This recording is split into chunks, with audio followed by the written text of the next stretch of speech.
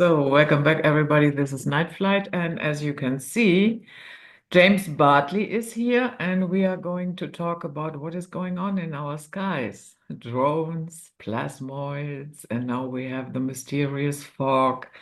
Yeah, a lot of things that are, yeah, more or less unexplained. Um, yeah, you know, James, when I listen to the press conferences, be it from FBI or whoever. Yeah, we don't know what it is, but you don't have to fear it. How do you know if you don't know what it is? Well, it's silly because they're violating airspace. Hmm. They're right over the White House. They're flying and hovering over sensitive military bases, and they're creating a panic. So they're not doing anything to calm the people down, assuage their fears. In fact, they're stoking the fears. And I do believe that there's these meme wars going on, pushing the drone, Project Bluebeam narrative. By invoking the term drone, it implies that none of them are occupied or have crews or have pilots. It implies all of them are man-made terrestrial. And by doing so, it not only ignores the gigantic amount of evidence of an alien non-human presence on Earth, but also the fact that advanced high-tech craft based on the study and analysis of recovered alien technology created by the aerospace corporations, Lockheed, etc. By invoking the drone term, it washes away all of that too. And look how it shunted the whole congressional UFO UAP inquiry, kicked it to the curb. Nobody cares about that anymore. That's yesterday's news. And it's a loaded term, this whole thing about drones, because I can tell some of them are drones, right? But the ones that the behavior of some of them are so erratic, so high tech. No one's going to put that much effort into making a drone have all those capabilities. Hmm. And another thing that really didn't sit well with me was the explanation. Yeah, well, people are not used to look up in the sky a lot. Usually they don't do that. And now they are doing it, and that is why you are seeing all this. So in my ears, that sounds like if you idiots had been looking up earlier, you would have seen it for years. Well, worldwide UFO waves have gone on numerous occasions. Mm. To use the old term, a UFO flap, a highly concentrated series of sightings, sometimes quite close range to the witnesses, concentrated in a specific geographical area over a protracted period of time. And there's a number of places around the world where we've had these UFO flaps. And there's been a number of occasions when there have been worldwide UFO flaps. But in the past, people weren't walking around, with one of these. Every single person has a phone nowadays. Every single person has a TikTok or Instagram or a YouTube channel. In the old days, when there was a major flap going around, the mainstream media usually just ignored it. If it became so obvious and a number of credible witnesses came forward, if high quality photography and video was provided by the eyewitnesses, then they would go to plan B, which was to open up their stable and let out all their debunkers. Phil Klass, Joe Nickel, James Oberk, and these people are all dead by now. Good riddance, right? And they'd come out and they'd explain it away, make some snide comments about the eyewitnesses. And if that didn't work, then they'd roll out the military experts and say, oh, those are just flares. Those are military exercises. And if that didn't work, they'd even resort to the stratagem of having a bunch of highly skilled pilots in small planes fly in close formation, and maybe they'd stick some woo-woo lights on the planes, have them fly these planes in close formation in certain places, and oh, there just happens to be someone on the ground videotaping at high quality, and that is what winds up on national TV, international media. Oh, this explains everything. It's a bunch of people got nothing better to do but commit a hoax with several small airplanes flying in close formation, right? Never mind how skilled the pilots have to be to do that. Because I've seen videos like that where it's clear these are planes flying in close formation, and they're trying to say, well, this is the reason why people are seeing all these UFOs. But there's another aspect, the UFO mimicry aspect, where people have literally seen orbs, plasma balls, shapeshift into an airplane, literally have seen flying saucers or other alien craft shapeshift into an airplane, shapeshift into a helicopter. Literally, qualified eyewitnesses have seen this. Other times, these craft will mimic a cluster of balloons. But when you, in broad daylight, but when you zoom in, these are not balloons. They're changing shape. There's solidity to them. There's an internal light source, right? Things are coming out of it, right? So things like the invocation of the term drones, and increasingly we're hearing orbs. All of these tend to cloud the issue and move the goalposts and shunt it as far away. The subject matter is far away from aliens, UFOs. There is a worldwide, has been going on, worldwide UFO flap for a long time. And it's interesting. I saw a video recently of Jim Goodall. Jim Goodall is a world's leading expert on the stealth F-117 fighter, the SR-71 Blackbird spy plane. He also wrote books about nuclear submarines. And he's developed over the years a number of sources at Area 51. He knew Bob Lazar personally before Bob Lazar went public. And one of his sources, and this was a very old video clip of Jim Goodall being interviewed decades ago. And Jim Goodall said, one of his sources said, I can't tell you more until 2025. And then you'll know more when 2025 comes. Well, here we are.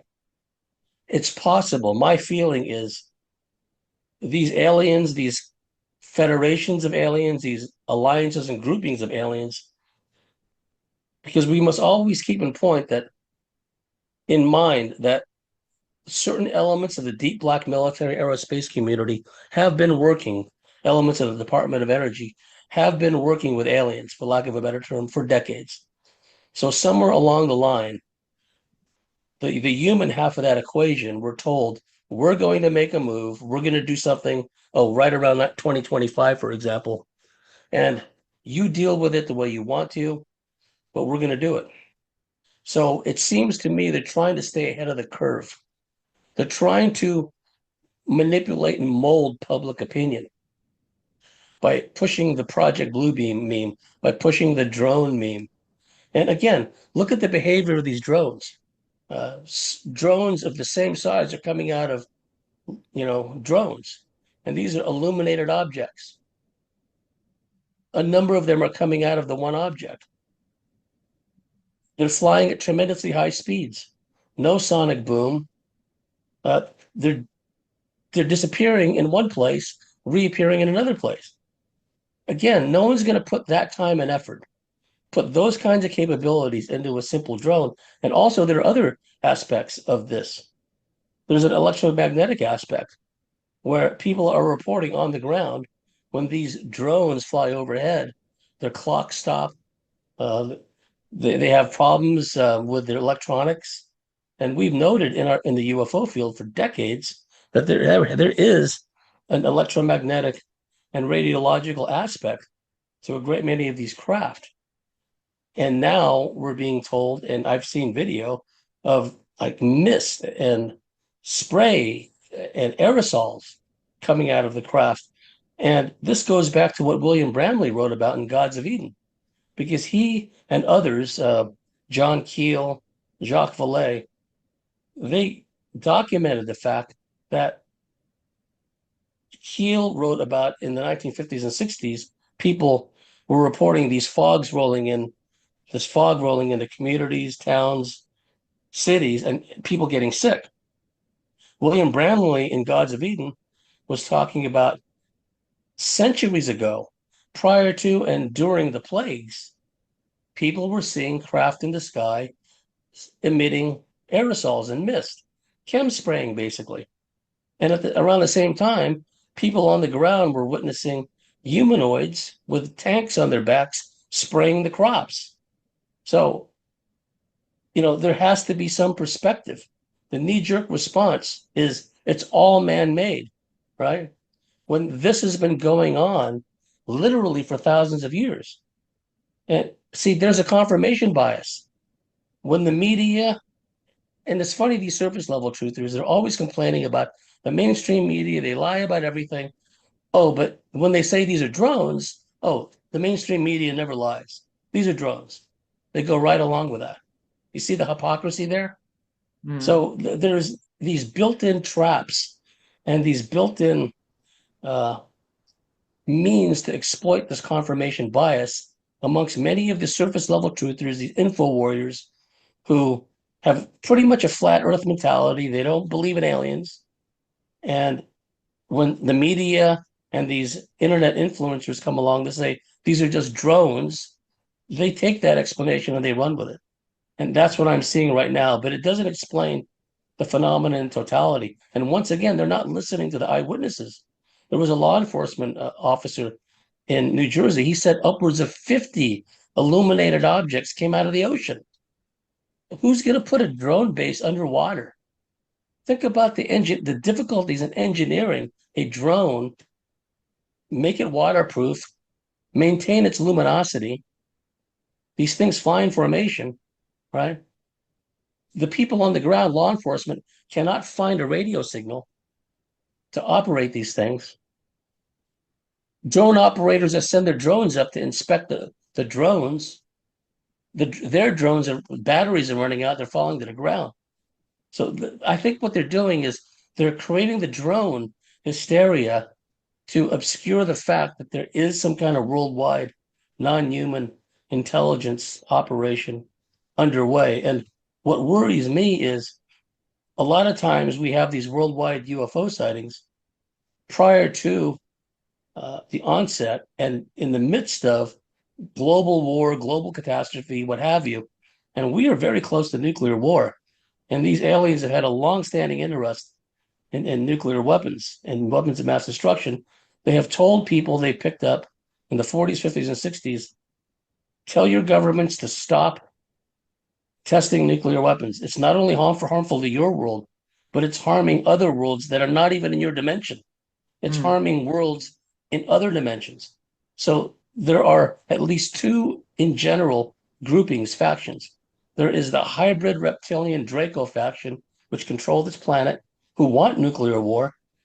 And there are these other races of beings who don't want nuclear war. And there are other beings in the mix who are waiting to suck up all the souls of the dearly departed. When we have these mass casualty events, UFOs frequently show up over battlefields and over areas where there's a mass casualty event. So we have all that going on, but the powers that be want to keep this at a terrestrial level. And a quick point, I want to hear your take on this, of course. Mm. What Yeah, they've done, what yeah. they've done over time is they've programmed these surface level truthers with all these clear hoaxes. Sandy Hook and this hoax and that hoax. And clearly, a lot of these are hoaxed, right?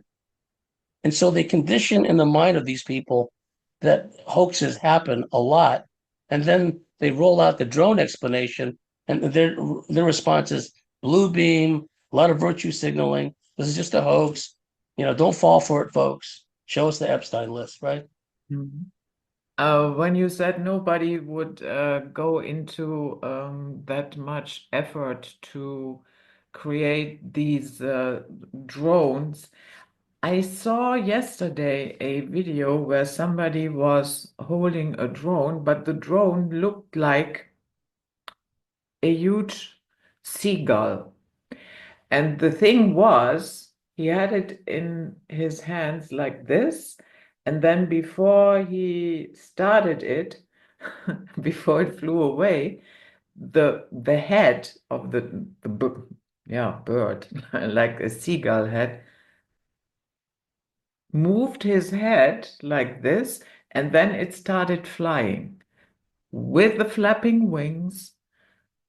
As I said, looked like a seagull, but it was a drone. So there is a section where, the regular drones, yeah, I totally agree. But we seem to have drones for what purposes, I don't know, that are very sophisticated. The ones that are sophisticated, to me, the ones that I'm suspicious of the ones that kind of have the three circular lights, you Mhm. see, and they just seem to hover. They don't seem to do much. Everyone's videotaping them or filming them. To me, those look like drones. And then there's other ones that from beneath, and I've seen pictures of these at quite low altitude, they kind of look like a big model, that someone just put some funny lights on, front, back, and middle, right? But, and maybe they build these things so they give off some degree of radiation to sicken people, right? Because we know that there's a depopulation agenda. And it's too bad if people get in the way of that. But it doesn't obscure the fact that there are real craft that do emit real radiation. And now, to confuse the issue, there's a lot of well-meaning people that say, "Oh no, no, these aren't drones; these are orbs." But you see, the term orb is a generic term because there's a lot of aspects and nuances to the term orbs. Some of these orbs can not only shapeshift into a craft, but some of these orbs could shapeshift into a being, like a Sasquatch or a Draco or a Gray, for example. And some of these orbs, especially where my labs, military abductees, who've also had real alien encounters are concerned, some of these orbs can come right through their wall and start giving them a virtual reality experience. Now, if you're on the outside looking in, it looks like someone is standing there or sitting up in their bed and there's an orb in their bedroom, but they're having this whole huge experience that's basically being emitted by the orb. And some of these orbs are odd where they can emit a bright light, but the light does not reflect upon the surrounding surfaces. So, like you have a bright light here, but none of the walls and none of the objects in the room are illuminated. That violates basic laws of optical physics and light physics. Okay, so when people say, well, that's an orb, and a lot of times, and I'm not being critical as an observation, I do believe some of these orbs have a sentience, that some of them are a form of intelligence, a form of consciousness, but some of them have a multi-purpose role for surveillance, for manipulation, for mind control. Some of them are made by the aerospace corporations, which themselves are under alien control, if you ask me. But some of them are of non-human origin. So it's almost like the term drones and orbs have almost become synonymous in some way. So it's really a mixed bag, Judith. Mhm. So I know that we had here in Germany, we had sightings over Ramstein, where yeah, the US is coordinating drone attacks.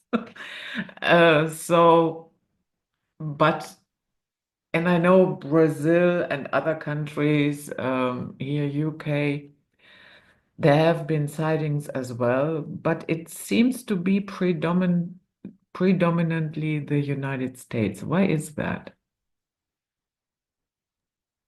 So in Great Britain, some of the air bases there, which would, be considered NATO bases affiliated with American bases.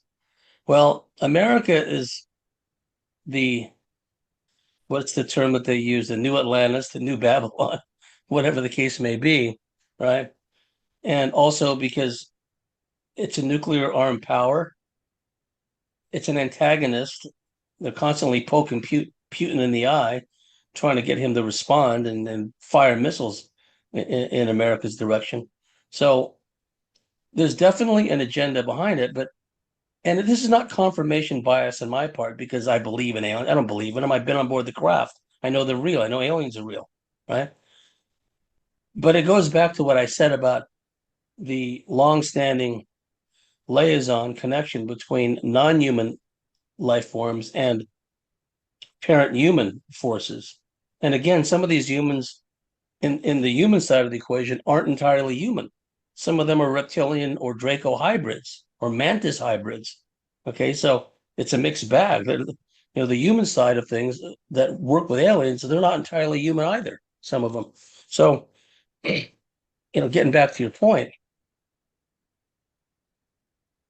there hasn't been a decision at a very high level where the aliens either said, we're going to do this and you deal with it your own way. Call it drones, call it whatever you want.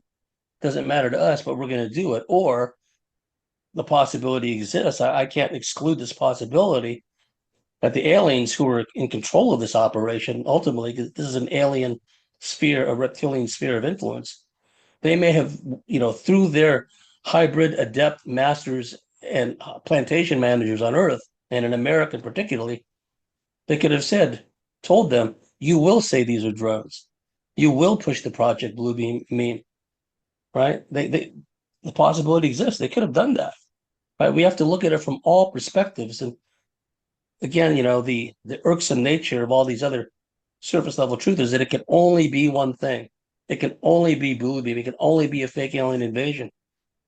What if this is the time when they're really going to try to take over on the heels of a nuclear war? That would be easy pickings for them.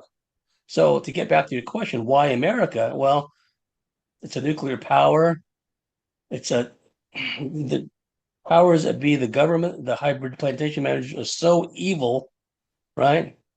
And there's a large population they want to subdue. They want to create as much havoc as possible in all these different attack vectors, immigration, everything else, right? And they're pushing the bird flu, they're pushing monkeypox, they're pushing this, they're pushing that. So, and look what they're doing in China too. They're pushing this China outbreak hoax again, right? And Mm. people are so fed up with that. But let's also remember that they're trying to push a war between America and China too. It's not just America and Russia. They're trying to foment a war between America and China, another nuclear armed power. So I think these aliens, not just the ones that control the American government, in our example, but aliens in general that want to be where there's going to be a big die-off. America would be one of the places to go because of all the people that will be killed in a nuclear war, for example. Mhm. So, in other words, loosh harvesting? Yeah. Loose harvesting, but also soul harvesting. Hmm. That's a big part of it. And remember, so many of these people, they have all the graphene nanobots running around, swimming around their bloodstream.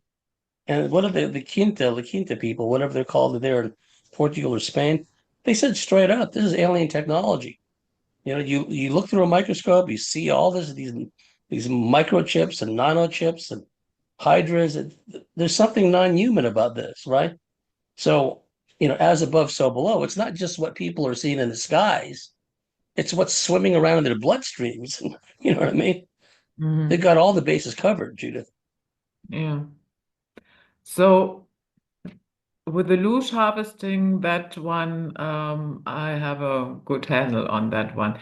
But what do they want with the souls? Steve Morgan and I were just talking about that the other day on my show. Some of these beings, I'm not getting religious here, okay? I'm just looking at it from a spiritual, Mhm. esoteric perspective. It could be that some of these advanced beings, advanced as far as technology goes, by this point, they're so removed from source. They're so detached from the source of creation, of divine, you know, oneness, if you will, that in a parasitic sense, they want to, snatch up souls or fragments of souls as some kind of life force, energy source. We know that they're into a lot of these beings are into the DNA genetic engineering game, but especially where Earthlings are concerned, and I would be the first to say there's a great many people on Earth who are soulless, that they're automatons, NPCs, call them what you want, but they're not fully ensouled people. In fact, they're a host for entities, right? That's usually what happens if they don't have a human soul. Something usually comes in to fill the void, right? Nature and supernatural nature, if you will, abhors a vacuum. If there's an opening, it's going to come in, right? So, what about all those people that are ensouled? And if there's a sudden die off, not only because there's a metaphysical, spiritual component to DNA, right? And it seems, at least from the hybridization front, some of these beings, some of the factions of the Greys, they're at the end of their biological evolutionary tether. They can't progress any further. They're asexual. They don't seem to have any reproductive organs. They can only reproduce through cloning, genetic engineering, what have you. It's quite possible and indeed likely that in their hybridization process, they want to not only take the best from us, but they want that soul element connection to source with it. And they may be having a problem trying to replicate that, right? So I think that there's an element of not only collecting the DNA, but they want to get the souls. Now, this is something that adepts, warlocks on Earth for countless millennia have done, right? And I would argue that some of those hardcore adepts and maguses and warlocks are themselves reptilian Draco hybrids, right? But they've been in that soul capturing game all along. So why wouldn't a lot of these beings, uh, maybe they're not pushing for nuclear war, but they're here to pick up the scraps, if you will. They're here to, they want their cake to eat it too. You know what I mean? They want a share of the spoils Mm. for whatever purpose. One could only hazard a guess how taking up all these souls of the recently deceased benefits them, right? I was just speaking to a colleague just the other day about this subject where uh, we got onto the subject of how there's all this supernatural activity that takes place in funeral parlors, mortuaries, right? And Barbara Bartholomew told me a long time ago that Greys and reptilians and certain other ETs, they like to go to funeral parlors and places like that at night, right? Places where there's fresh cadavers, dead bodies. For whatever reason, they like to go to those places. And we've seen in the past, in World War II, for example, okay, what people are calling orbs now, they didn't call them orbs in those days. They call them Foo Fighters. And there are people that are trying to pass themselves off as experts. Oh, there was only a limited number of Foo Fighter sightings, that I would deem credible, right? I would deem valid. No, that's not the case. Pilots, Axis allies were seeing these lighted orbs, and sometimes they were actual craft, like square shaped craft, disc, right? But very often these lighted, what we would now call orbs, they didn't call them that in the old days. They called them Foo Fighters. The Americans did, the American air crews. When the war in Europe was over, Air Force intelligence of the British and the Americans interrogated German intelligence, German pilots and air crews, asked them, "Did you see these lighted objects? Were they your secret weapons?" And then the Germans said, "No, we didn't know what they were. We thought they were your secret weapons." And then Mm. when the war in Europe was over, the war continued in the Pacific. They were still seeing these Foo Fighters. They were not called orbs back then. We have to put this in historical perspective. These are all new terms, drones, orbs, and people look at them without a historical context. Okay, so I don't know if I answered your question, but Yeah. So in other words, do you think it's possible that they try to pick up the souls, put them into one of their avatars, and that way regain the soul. I would think there's something to that, yes, Hmm. because we know from esoteric studies, Kenneth Grant, he was a disciple of Crowley's, apparently. He wrote a book, a series of books, if memory serves, and he talked about how in some of these ceremonial workings, they would activate the Kundalini of the Scarlet Woman, the, poor woman who's there on the altar. Prior to doing that, they would put these coin-shaped metallic objects along all the chakra points, right?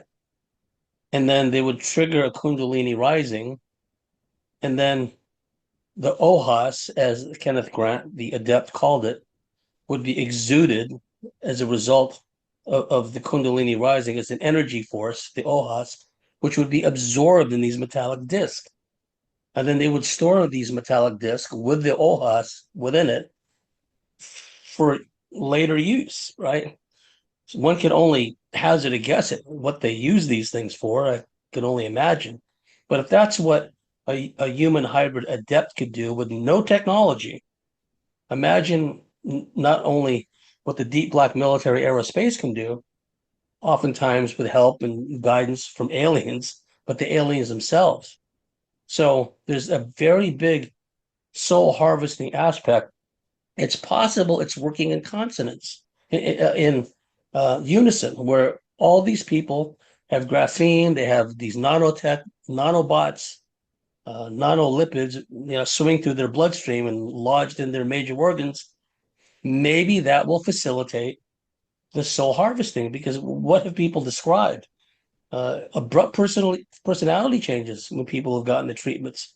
The people spinning around, fighting some invisible demon, keeling over dead. So that there's a spiritual component to the treatments, and on top of that, the 5G is starting to be rolled out on my phone a few months back, right? And on my internet, I started getting more options. I get kicked offline. Then I go to get back online. Oh, wow, there's two options, 3G and 5G, right? And sometimes I had to use the 5G because the 3G wouldn't work and the 5G wasn't any good. So this whole notion of, oh, it's to have faster downloads for, remote video game playing and it'll improve the speed. No, nonsense. The 3G is still more reliable, but they rolled out the 5G nonetheless.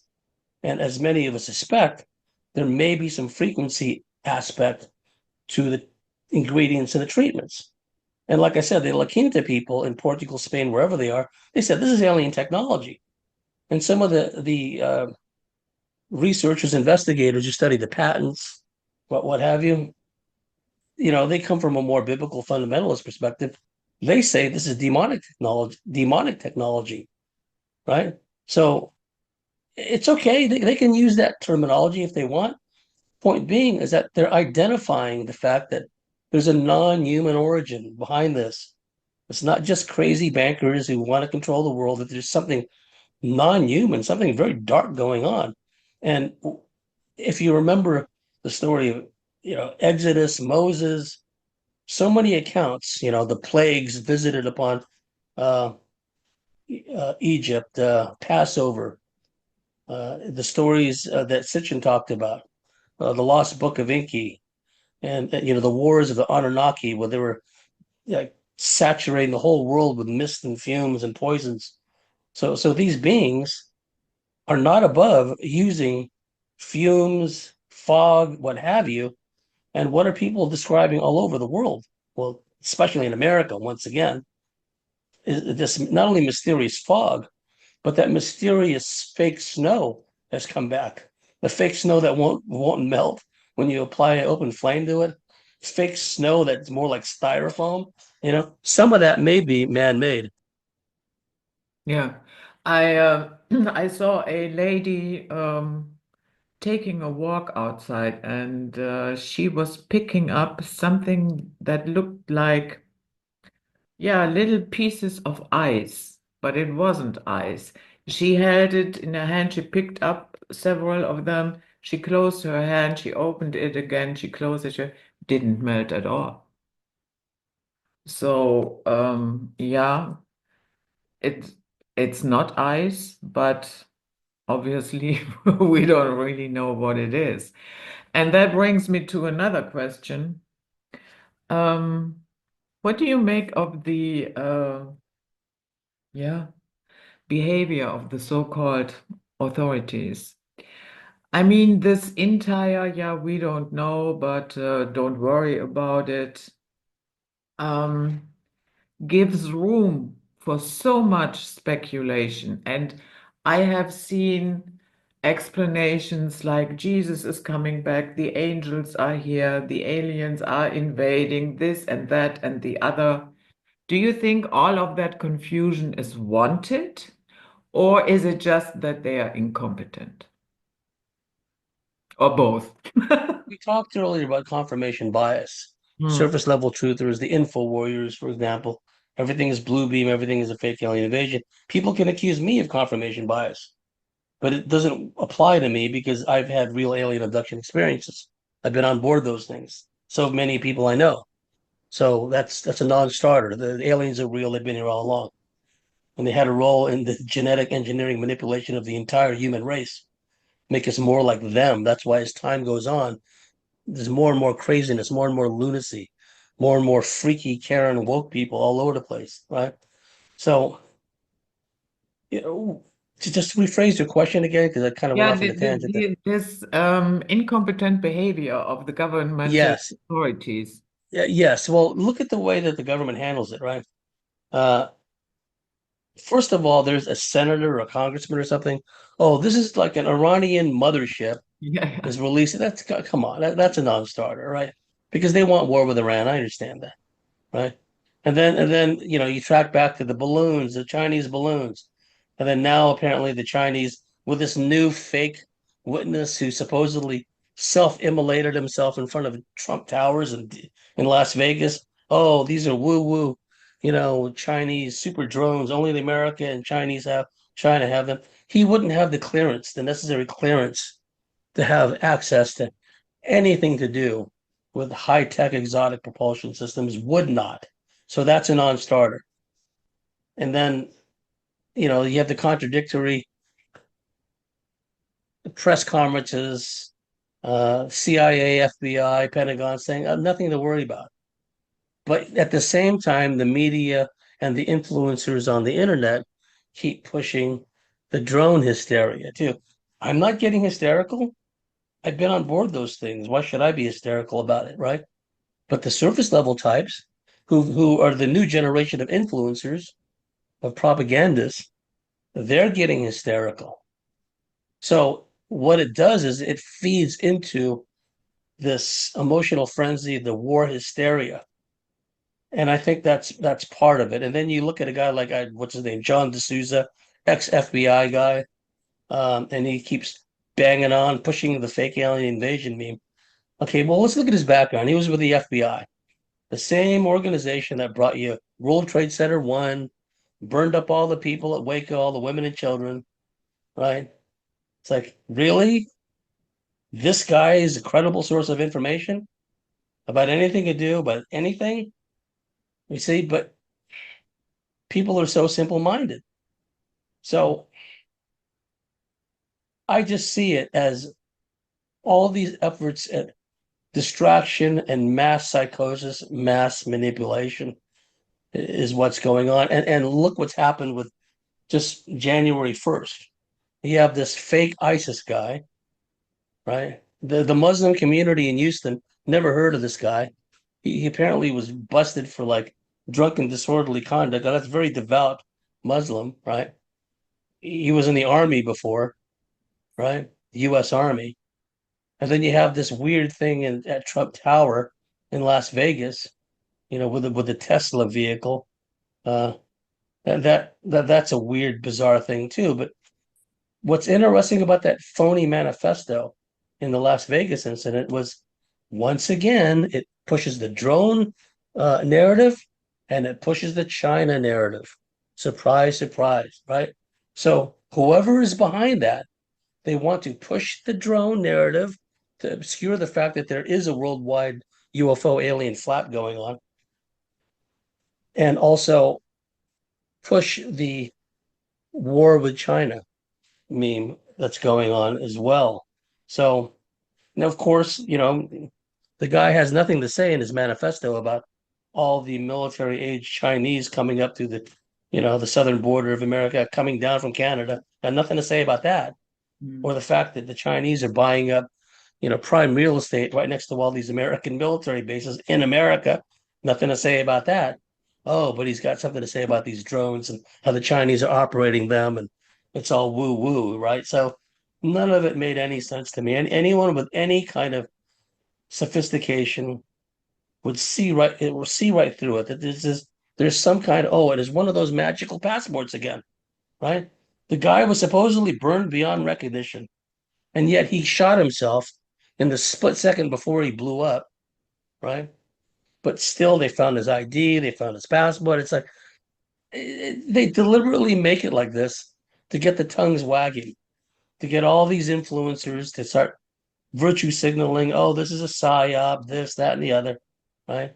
They can't see the forest for the trees. They can't zoom out and see patterns. That's the problem. Mm. I remember when I came across the first videos of the drone sightings. One of the first thoughts that popped into my head, and I'm not saying it is true, I'm just describing what I experienced. One of the first thoughts that popped into my head was, oh, they are sending the death gliders first. And You mean from the original Stargate yeah, movie and the Stargate SD1, series? yeah. Yeah, yeah. When the Goa'uld would always send the death gliders first from their mothership. And yeah, so, but sometimes, these thoughts that just pop into your head, sometimes it's okay to think along those lines. I have a feeling it doesn't come from nowhere. There's a reason why that pops into your head. Yeah.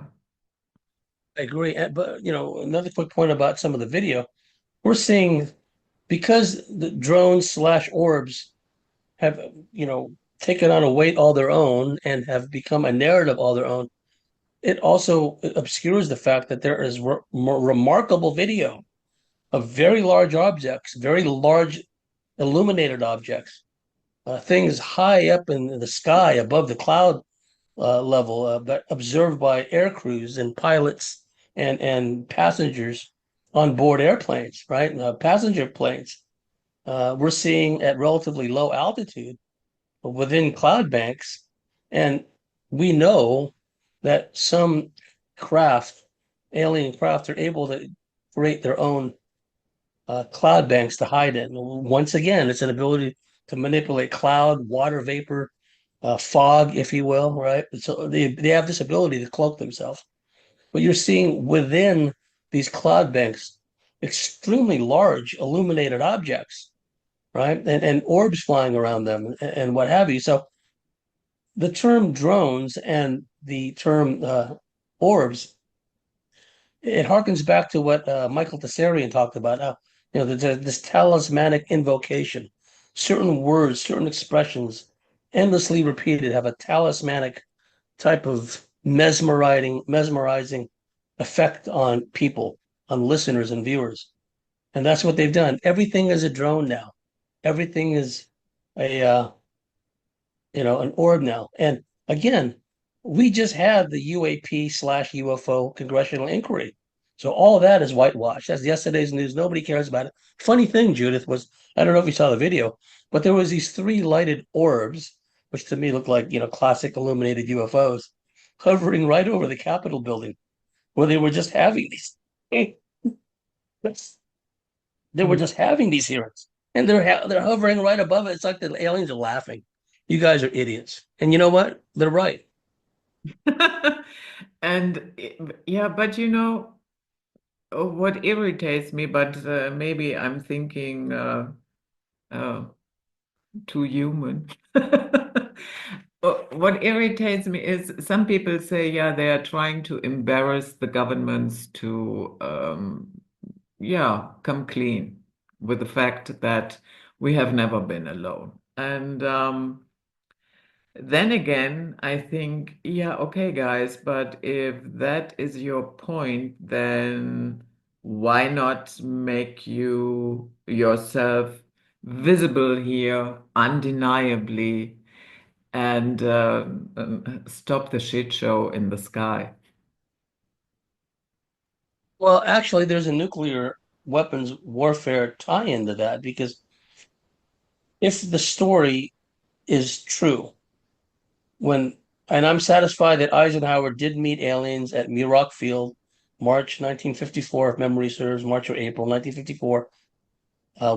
Muroc Field later became known as Edwards Air Force Base in the high desert of Southern California, infamous, notorious place with UFO connections. And the aliens that Eisenhower met there were quite human looking in appearance. They were what we would call in the old days tall blondes with long blonde hair, also known as Swedes in the old days. You never hear that term anymore. Nordics, right? And that's not to imply that all Nordic aliens are all human looking, blonde haired, sometimes long blonde haired aliens are good, of necessity good. I'm not saying that. I think some are very bad. Okay. Mm. But this particular group that met with Eisenhower said two things to him. We want to make our presence known to the whole world, like a mass demonstration all around the world, undeniable. And supposedly, according to the people that were there, they said Eisenhower is very adamant, no, he will not do that. You're going to cause panic. The stock market is going to crash. There's going to be chaos. People won't believe in religion anymore. Basically, they're going to lose control, right? And Mm. what do all these bureaucrats want? They want control. So that was point number one. The second point, and it harkens back to what I talked about earlier, the contactee era of the 40s, 50s, and 60s, especially. Typically, someone just picked up, friendly ETs. They invite him to come on board a craft. They're not abducting him. They look perfectly human. You want to come on board, give them a tour, show them the propulsion system, take them for a flight, sometimes off-world, sometimes to another planet. And very often, what these aliens would say is what I said earlier. Tell your governments to stop testing these nuclear weapons. They're causing all kinds of problems, right? Yeah, So the second thing, what's that? but is that not a silly approach? You know, if you have observed human beings for such a long time, then you definitely know that, some Joe Sixpack that you just Yeah. abducted and gave him the information. Yeah, sure, the government will listen to him. Yes. Yeah. But if we're looking at from that perspective, it's illogical. But from the perspective, especially if you zoom out and look at it as context in the past, Hmm. there might be something to it because they said the same thing to Eisenhower. Okay, Hmm. so he wouldn't be a Joe Sixpack. He was Eisenhower. So they said the same thing. Look, we're willing to share technology with you. We're willing to teach you a lot of things about advanced physics, et cetera, et cetera. Here's the deal: you got to get rid of nuclear weapons, right? Eisenhower was adamant, just like he was adamant against a mass demonstration, mass presence of aliens. He said, no, we can't give up nuclear weapons. Forget about it, right? So I think the point of relevance there is that when Eisenhower refused that group of ETs their offer, because the Americans and who was really controlling the American nuclear weapons development, I would argue that it was the reptilians, right?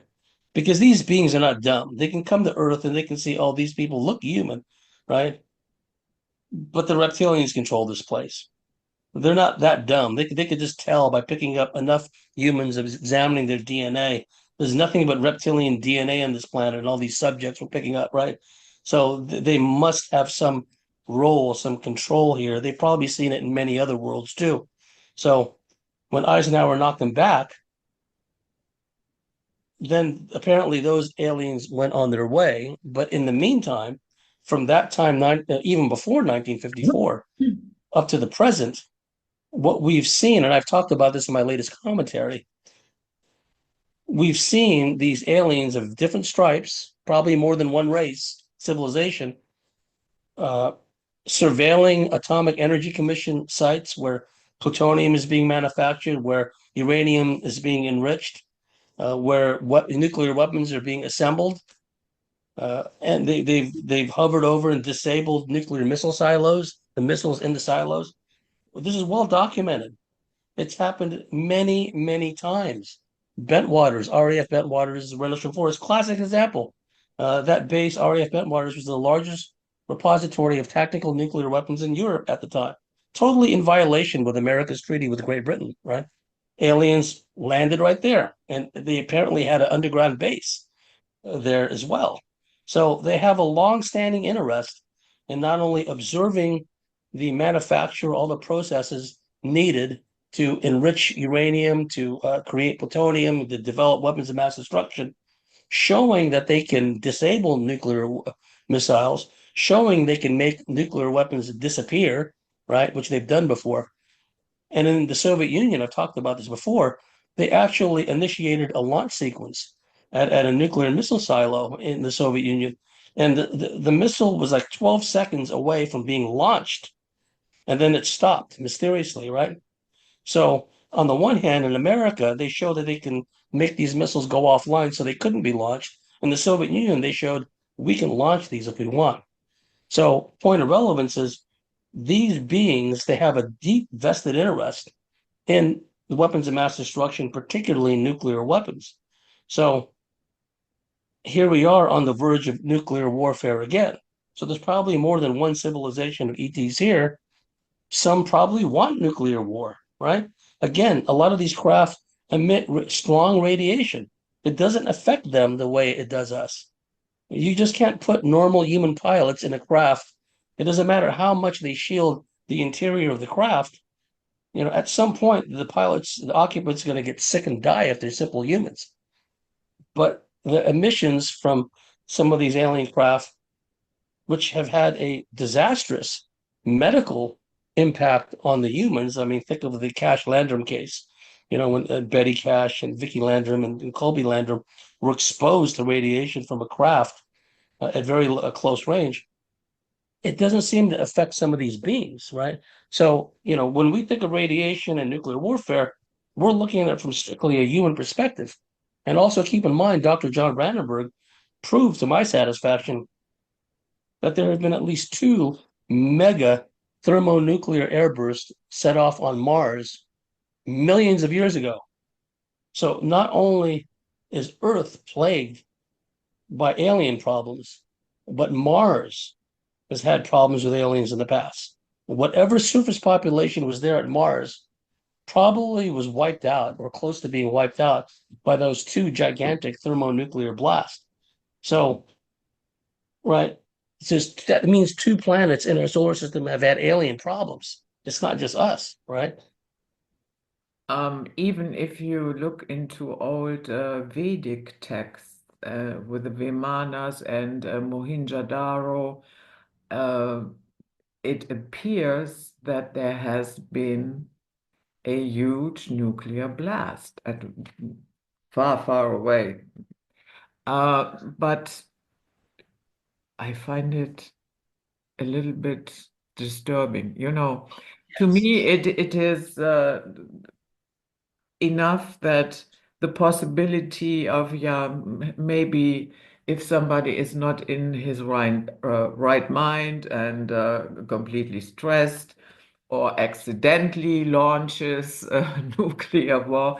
Now we also have, yeah, well, guys, we can switch them off and we can launch them as well. So we are basically here sitting, yeah, on a razor.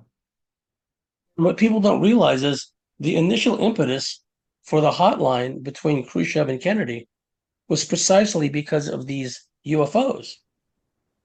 In a discussion that Khrushchev had with Kennedy, Kennedy pointed out, we don't want nuclear war to occur because we misidentify all these UFOs that are flying all over the place.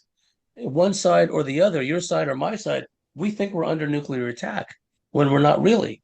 It's these craft, right? And I read the memoirs of Dean Acheson. Dean Acheson was Secretary of State for the U.S. way back when. He wrote in his book that he was in the office of Secretary of Defense Robert Lovett. Robert Lovett was a major player. He was one of the directors of Brown Brothers Harriman.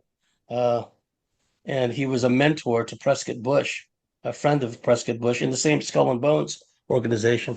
So Lovett was Secretary of Defense, and Acheson was in the office with him, and they were both worried because they were getting these reports of all these objects coming down from the North Pole headed towards America.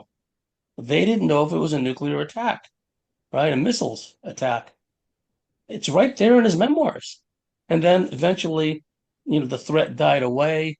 The objects disappeared or they turned away or whatever. Clearly they weren't nuclear missiles. But it ties in with what Khrushchev and Kennedy were talking about. That we have to have this hotline in case it looks like it's a nuclear attack, but it's not really. It's them, right? And also in the START treaty, START 1 and START 2, Strategic Arms Limitation treaties, there are parts of that treaty that refer specifically to unknown technological devices, right?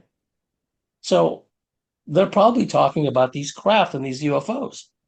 So clearly it's an issue with people in the know. The problem now, especially, is in the old days, you had people that were pretty rational, semi-rational at least. Kennedy, Khrushchev, let's not go to war over Cuba. It isn't worth it. Now you have all these hybridized whack jobs, Victoria Nuland, Blinken, all these hybridized reptile generals and what have you in the American side who want nuclear war. All the leftists in the old days that would organize all these anti-nuclear war protests, right? Where are they now? They're calling for nuclear war. Sean Penn, idiot, no talent, bum actor, saying we should have nuclear war with the Russians, right? Mm. There's no restraint anymore. There used to be common sense that you get to the edge, you back off. That restraint's not there anymore. That safety net's not there anymore. That's the problem. And I have to, commend Putin, right? They're really goading them. They're shooting missiles into Russia now, have been for some time, right? Mm. People say, oh, Putin he's all in on it. Well, Putin's not no dummy. Let's say he started out being in on it. But look what happened to all Americans' other allies, Noriega, Ho Chi Minh, the Shah. You can go all the way down the line.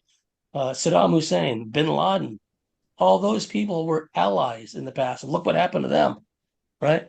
So even if one takes the argument that Putin is controlled opposition, right?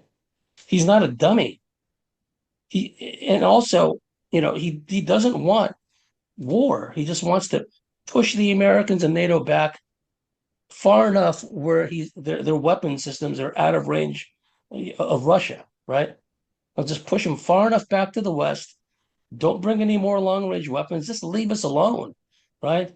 But these crazy whack jobs, they don't want that. That's what's got me worried. Now, one can always hope. I'm not full of opium, but we've seen these aliens disable nuclear missiles in the past. It'd be nice if you can hear me, if you could do that again at least one more time, you know? Mm. Yeah. Yeah.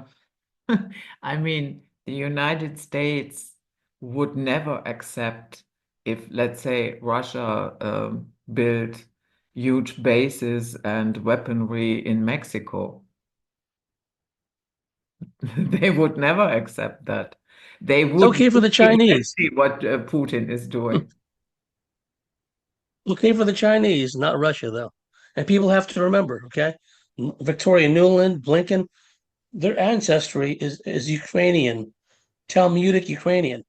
So they've had a long-standing hatred of Tsarist Russia, of Russia in general, right? There's a history behind it. It didn't just start with the biolabs in Ukraine It didn't just start, although that it was a catalyst, was the persecution, oppression, and genocide meted out to the native Russians in the oblast there on Russia's western frontier. Putin was obligated. Those are Russians. We have to protect them. Russian language is not allowed to be spoken in those places, and they're being persecuted, right? So that's why it was a limited war, limited objectives initially, right? But the U.S. and NATO, they kept like raising the bar, more and more tension, more and more trouble. So here we are. Yeah. Okay. So that is already the end of our first hour, and we will see the patrons on the other side.